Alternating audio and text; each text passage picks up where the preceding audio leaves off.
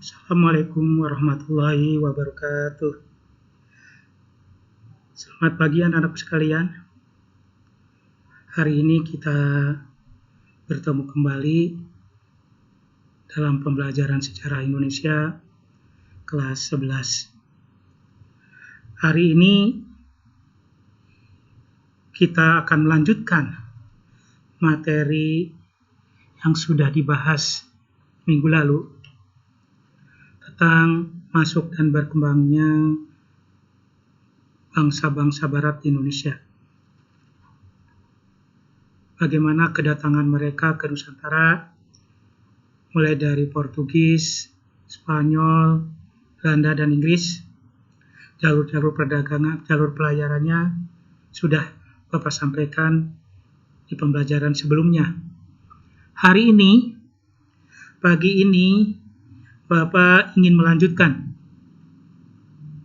dengan bagaimana bangsa-bangsa barat itu selanjutnya berkuasa di Indonesia, menjadi penjajah di Nusantara.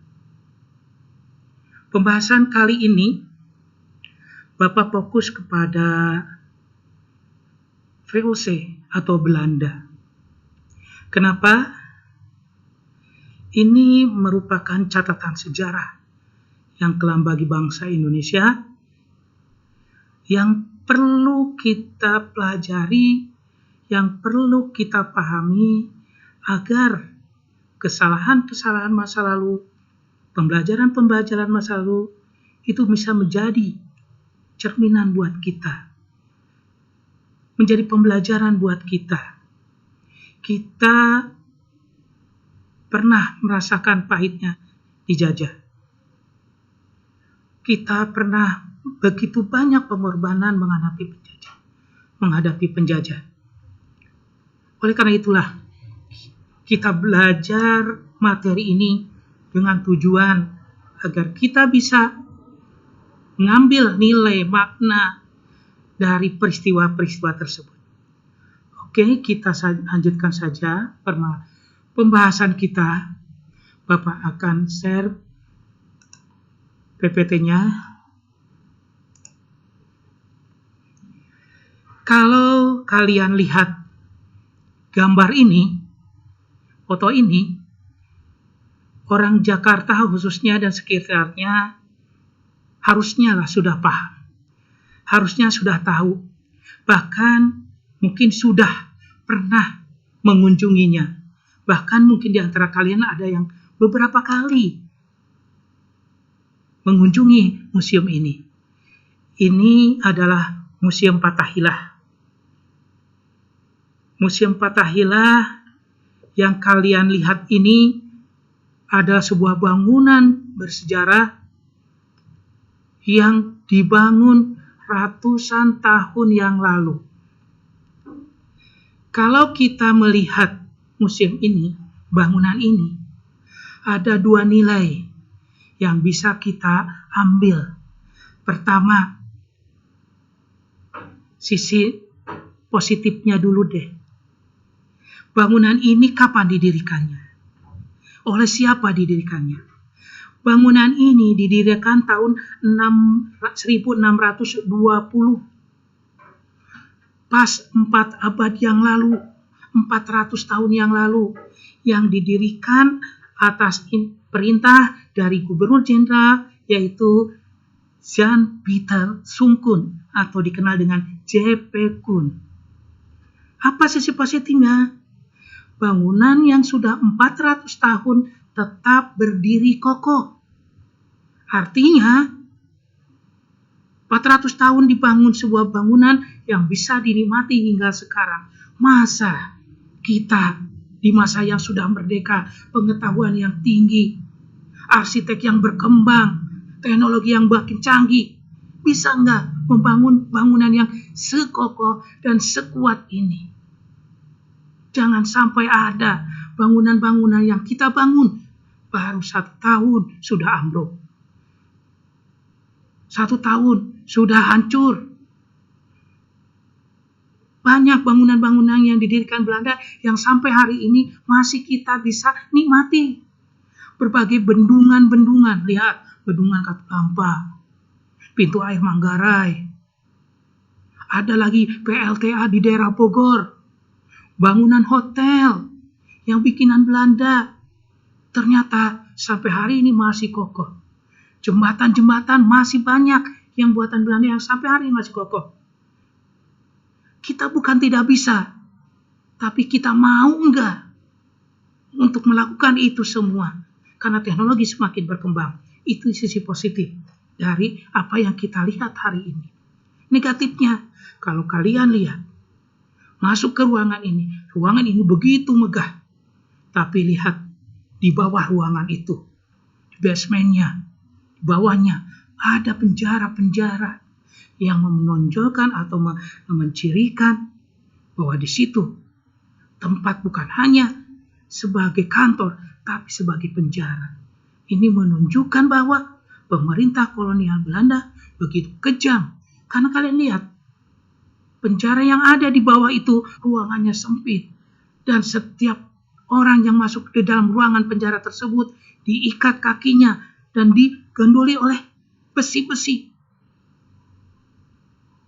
Tidak layak seperti seorang manusia. Ini akan menunjukkan, mencerminkan bahwa bangunan ini adalah simbol dari kekuasaan, keserakahan. Itulah. Kalau kita lihat dari Museum Fathaillah. Nah, dari Museum Fathaillah itulah kita akan membahas, mempelajari bagaimana kondisi menyeluruh tentang kondisi Belanda atau VOC di Nusantara ini.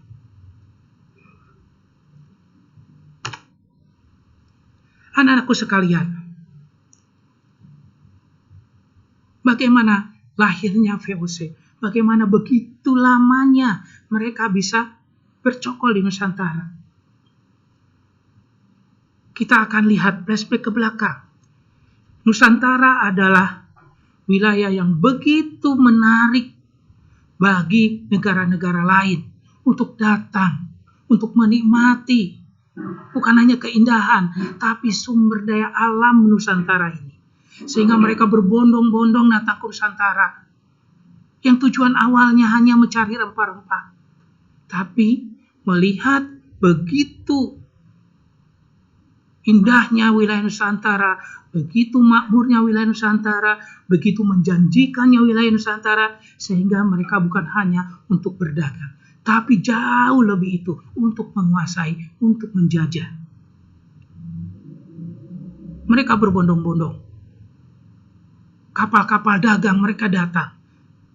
Kongsi-kongsi perdagangan mereka bentuk, kemudian mereka melakukan perdagangan di Nusantara. Terjadilah persaingan-persaingan. Mereka bersaing bukan hanya antar negara, bukan hanya Inggris dengan Belanda, Belanda Spanyol, atau dengan Portugis, tapi di antara pedagang-pedagang itu sendiri terjadi persaingan. Bahkan Inggris sudah memulai dengan membentuk serikat perdagangan yang bernama EIC, East India Company, yang berkedudukan pusatnya di Kalkuta, India. Itu didirikan sekitar 1600. Kenapa? Karena Inggris menginginkan perdagangan bisa dikuasai. Kalau mereka berjalan sendiri-sendiri, tidak mungkin. Maka didirikanlah kongsi dagang tersebut. Nah, bagaimana dengan Belanda? Belanda juga sama. Ketika mulai, kalian tahu, ketika Belanda datang pertama kali ke Nusantara, Cornelis Dautma, kemudian Van Eyck, ya.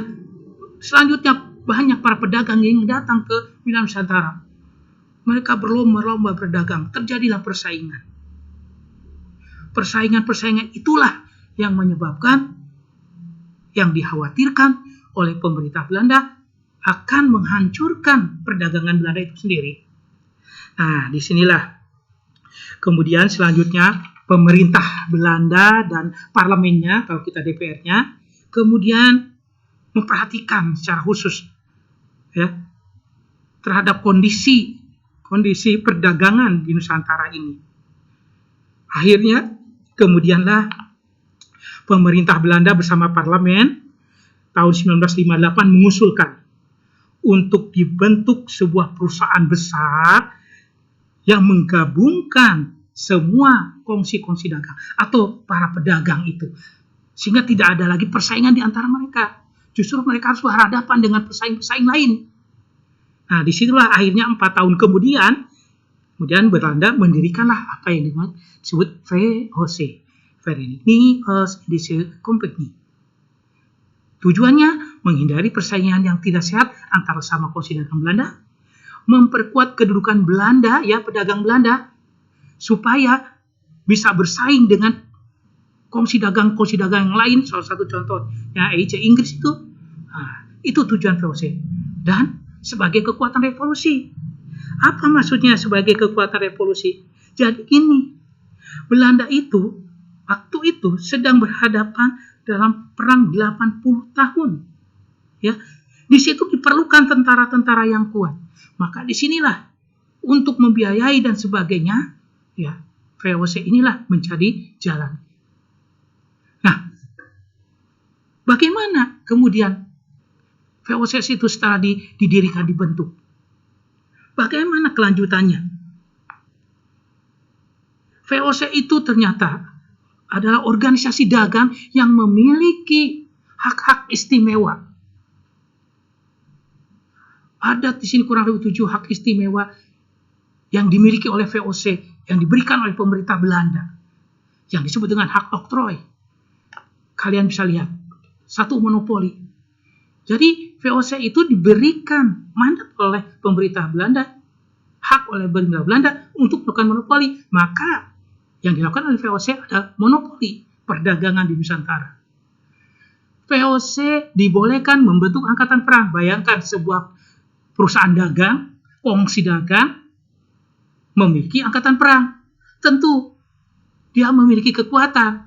Ketika dia akan melakukan monopoli, tidak ada yang berani melawan karena didukung oleh angkatan perangnya. Ketika berhadapan dengan bangsa Nusantara yang tidak mau melakukan monopoli atau melanggar sesuai keinginan Belanda, maka dilakukanlah penyerangan. Karena dalam hak oktrooi, VOC diberi hak untuk melakukan peperangan. Kemudian bagaimana dengan pemerintah ataupun raja-raja Nusantara? Dia bisa diadakan perjanjian. Tentu perjanjiannya adalah menguntungkan pemerintah Belanda. VOC sendiri dibolehkan mencetak dan mengeluarkan mata uang. Bayangkan, memiliki mata uang sendiri. Boleh mengangkat pegawai sendiri. Ya, dan terakhir, boleh memerintah di negeri jajahan. Walaupun hanya sebuah kongsi dagang, perusahaan dagang, tapi lihat, hak-hak dia, hak VOC begitu besar, begitu istimewa, layaknya sebagai sebuah pemerintahan. Itulah, maka tidak heran VOC mampu mengendalikan perdagangan di Nusantara, mampu menguasai wilayah-wilayah di Nusantara. Karena seperti itu. Nah, perhatikan, pada awal terbentuknya VOC, itu pemimpinnya adalah sebuah dewan yang beranggotakan 17 orang. Ya, 17 orang direktur, yang sehingga disebut dengan Dewan 17. Yang diambil dari mana? Dari perwakilan provinsi-provinsi yang ada di Belanda, yang memiliki saham, pemilik saham VOC. Tapi kalian bisa lihat, nih bisa analisa, kalau VOC ini diperintah atau dipimpin oleh Dewan 17 orang ini yang memimpin, dia memimpinnya berkedudukannya di Amsterdam, Belanda, sedangkan wilayah yang dipimpinnya ada di Nusantara yang begitu luas, pasti tidak akan efektif. Maka selanjutnya pemerintah Belanda membentuk kelembagaan sendiri dalam VOC ini. Apa? Dibentuklah atau diangkatlah Dewan Jenderal, ya, yaitu Gubernur Jenderal. Gubernur Jenderal yang memiliki kekuasaan yang melakukan tujuan dari VOC ini. Gubernur Jenderal. Kemudian selain itu Gubernur Jenderal dibantu oleh sebuah dewan yang disebut Dewan Hindia. Ya, Dewan Hindia ini adalah sebagai penasihat dari Gubernur Jenderal. Siapa Gubernur Jenderal pertama? Gubernur Jenderal pertama adalah Gubernur Jenderal pertama yaitu Peter Booth. Ya, ia menjadi Gubernur Jenderal sekitar tahun 1602 sampai 1614. Ya, Peter Booth itu diangkat sebagai Gubernur Jenderal pertama, ya, yang harus menata organisasi Komisi Dagang sebaik-baiknya. Dia berarti kan Gubernur Jenderal pertama ini harus menata, ya, sehingga tujuan dari VOC ini dapat tercapai. Peter Booth kemudian mendirikan pos perdagangan pertamanya adalah di Banten, ya, pada tahun 1610. Kemudian selain Banten, setelah itu kemudian menguasai Jakarta. Ya, Jakarta sekarang. Bahkan saat itu, ya, Gubernur Jenderal Peter Booth ini berhasil mengusir Portugis, ya, yang atau menguasai Jakarta. Nah, bagaimana kok bisa berkuasa di Jakarta ini? Ternyata awalnya Peter Booth itu merayu penguasa Jakarta, yaitu Pangeran Wijayakrama. Pangeran Wijayakrama itu berpendapat memiliki pemahaman yang namanya berdagang bebas, dengan siapa saja dia harus berdagang, ya, dia membolehkan. Tapi Peter Booth memiliki ambisi tersendiri. Awalnya Peter Booth mengadakan perjanjian dengan penguasa Jakarta, yaitu untuk membeli sebidang tanah seluas 50 kali 50 fadem. Satu fadem itu sama dengan 182 cm. Kalian cari sendiri berapa luasnya. Di lokasi sekitar Muara Ciliwung. Nah, tanah inilah yang merupakan cikal bakal hunian dan mulai tempat kekuasaan dari VOC ini. Daerah kekuasaan VOC. Dan selanjutnya, dari tanah itulah kemudian mengembangkan menjadi pusat dari VOC itu sendiri. Ya. Kemudian diirinkanlah bangunan berlantai 2, ya, bangunan tersebut menjadi gudang, kemudian mengadakan penjajahan dan kemudian menamakan pengaruhnya dari wilayah tersebut ke wilayah lain, bahkan sampai ke Maluku. Dan mendirikan juga pos perdagangan di Ambon. Nah,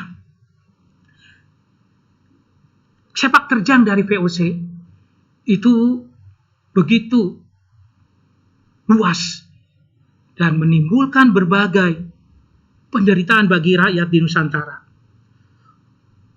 Taktik strategi yang dia lakukan, selain apa yang dia terapkan dalam hak oktroy, dia juga menerapkan apa yang disebut dengan politik adu domba, divide et impera, memecah belah.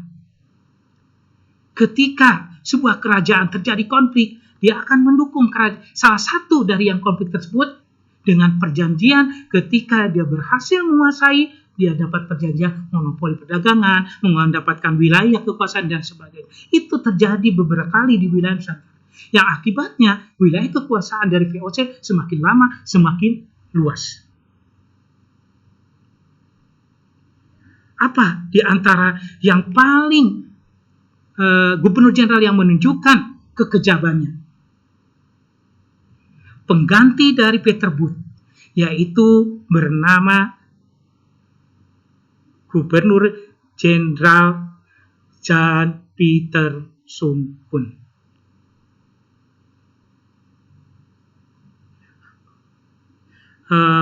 Sebelum Jan Pieter Soenkoen, Peter Booth digantikan Gubernur Jenderal Gerald Reyns dulu, ya. Kemudian setelah itu baru 1 tahun digantikan Gubernur Jenderal baru, yaitu Laurens Real. Jadi dari Peter Booth, kemudian Jenderal Gerald Reyns, kemudian Gubernur Jenderal Laurens Real, ya, yang itu yang berhasil membangun sebuah gedung bagus, yaitu yang disebut gedung Mauritius yang berlokasi di tepi Sungai Ciliwung. Tapi yang perlu kita menjadi catatan di sini, yaitu Gubernur Jenderal pengganti Laurens Real, yaitu Jan Pieter Soenkoen.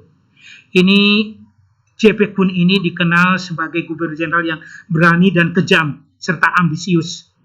Ya.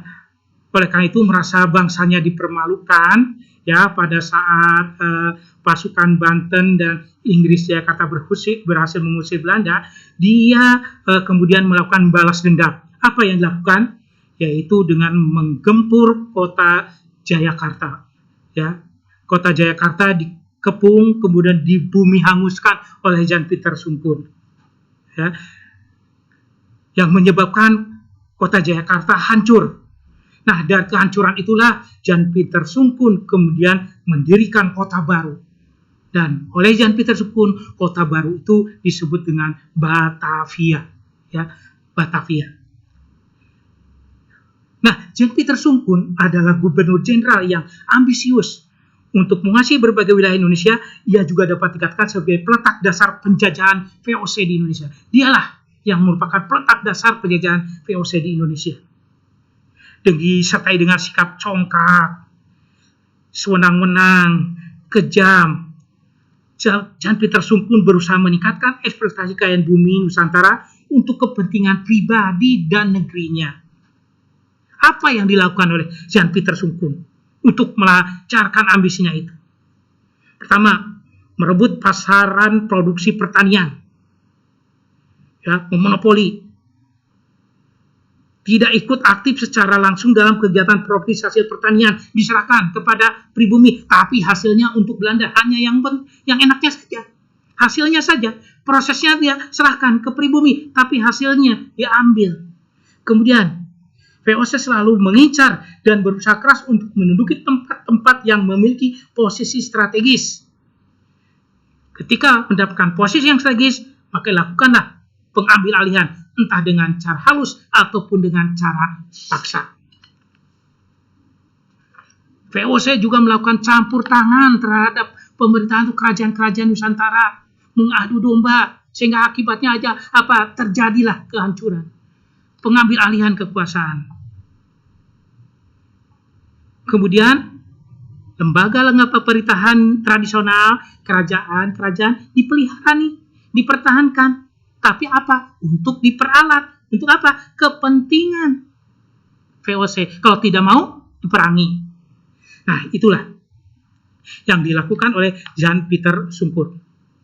Ya, Jan Pieter Soenkoen ya, pernah sebenarnya digantikan, tapi ternyata dia kembali ke Nusantara untuk melakukan menjadi gubernur jenderal di Nusantara untuk jabatan kedua.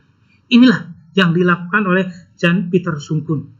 Begitu kejamnya, ambisiusnya, ya, politik dempra dia lakukan sehingga banyak kerajaan-kerajaan di Nusantara mengalami kehancuran. Nah, anak-anakku sekalian, ternyata pada perjalanannya VOC tidak sekedar menjadi sebuah kongsi dagang yang hanya yang berusaha untuk mencari untung saja, tapi juga ingin menanamkan kekuasaan Nusantara. Dengan hak-hak dan kewenangannya yang diberikan pemerintah dan parlemen Belanda, telah melakukan penjajahan dan penguatan akar kolonialisme dan imperialisme. VOC telah melakukan praktek penjajahan di Nusantara melalui cara-cara pemaksaan monopoli perdagangan, politik memecah belah, serta tipu muslihat yang sering disertai dengan tindakan peperangan dan kekerasan, semakin memperluas daerah kekuasaan dan memperkokoh kemaharajaan VOC. Jelas, itu adalah sebuah perjalanan sejarah yang kelam bagi bangsa-bangsa di Nusantara. Abad ke-17 sampai awal abad ke-18, VOC mengalami puncak kejayaan. Kerajaan-kerajaan di Nusantara sudah banyak menjadi bawahan dan pelayan kepentingan VOC. Jalur perdagangan dikendalikan VOC. Bayangkan, mulai dari Amsterdam, Tanjung Harapan, di Afrika, India, sampai Irian atau Papua, jalur perdagangan dikendalikan oleh VOC. Begitu luasnya wilayah kekuasaan VOC. Dan bisa dibayangkan berapa keuntungan yang dia bisa peroleh. Tapi Di balik itu semua, ternyata ada persoalan-persoalan yang dihadapi oleh VOC itu sendiri. Semakin luasnya wilayah kekuasaan, itu ternyata membawa dampak, yaitu masalah pengelolaan. Pengelolaan semakin kompleks karena semakin luas. Sehingga pengawasan pun semakin sulit. Batavia sebagai pusat dari VOC itu menjadi semakin ramai. Mulailah berdatangan pendatang-pendatang. Dan ternyata pendatang-pendatang dari timur asing mulai banyak yang datang ke Batavia. Dari mana? Dari Cina, dari Jepang. Mereka diizinkan tinggal di Batavia. Sebagai pusat pemerintahan, VOC semakin dibanjiri oleh penduduk-penduduk dari luar Batavia. Tentu berdampak apa? Berdampak pada masalah sosial. Nah, pada tahun 1749 terjadi perubahan yang mendasar dalam lembaga kepengurusan VOC. Pada tanggal 27 Maret 1749, Parlemen Belanda mengeluarkan undang-undang yang menetapkan bahwa Raja William IV sebagai penguasa tertinggi VOC. Dengan demikian, anggota pengurus Dewan 17 yang semula dipilih oleh parlemen dan provinsi pemegang saham, kemudian sepenuhnya ditanggung jawab Raja. Raja juga menjadi panglima tertinggi VOC. Dengan demikian, VOC berada di bawah kekuasaan Raja. Nah, disinilah akhirnya apa? Karena VOC berada langsung di bawah Raja, pengurus VOC itu hanya dekat, akrab dengan pemerintah. Sehingga pemegang-pemegang saham dari VOC itu terabaikan. Nah, disinilah mulainya muncul permasalahan-permasalahan. Sehingga pengurus tidak berpikiran lagi bagaimana memajukan VOC, tapi bagaimana dapat perhatian